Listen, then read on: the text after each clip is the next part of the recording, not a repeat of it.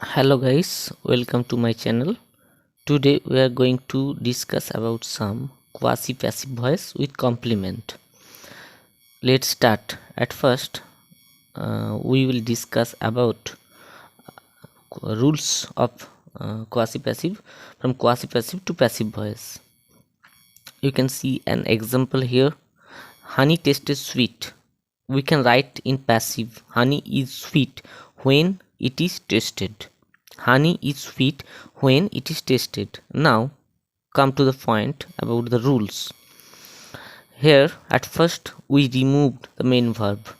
We removed the main verb and then put a verb like am, is, are in the place of the main verb. And in third we can write for the structure. We can discuss about the structure, that is, at first we can write when and then eat plus verb like am, is, are plus past participle form of main verb, or v3. You can say v3 or past participle form of main verb. So when we write about the passive voice, honey tasted sweet, we can write in passive that honey is sweet when it is tasted. This is the example of quasi passive to passive voice. And you observe the active voice, you will find that the term honey is taking the role of the subject. But if you think deeply, you will see that the word honey cannot do any work. On the other hand, anybody can taste it. In the sense of grammar, the term honey is taking both rules of object and subject.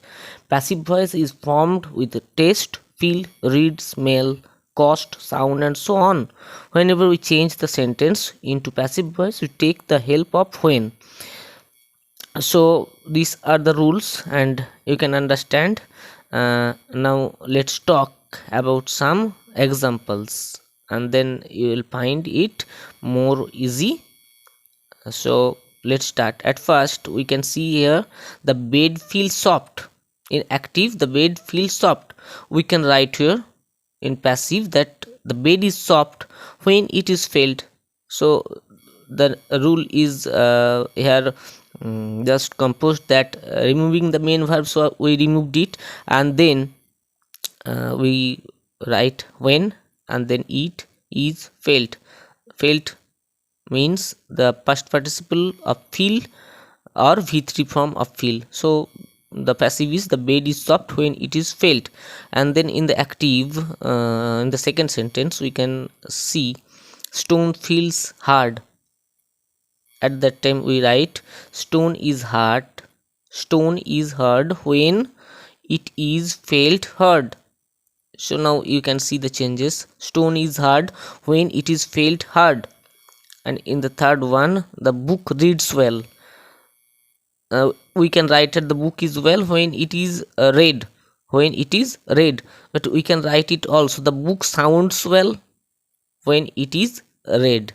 So this is the passive of the book reads well. This is also a quasi passive. And then in the fourth one we can see the rose smells sweet.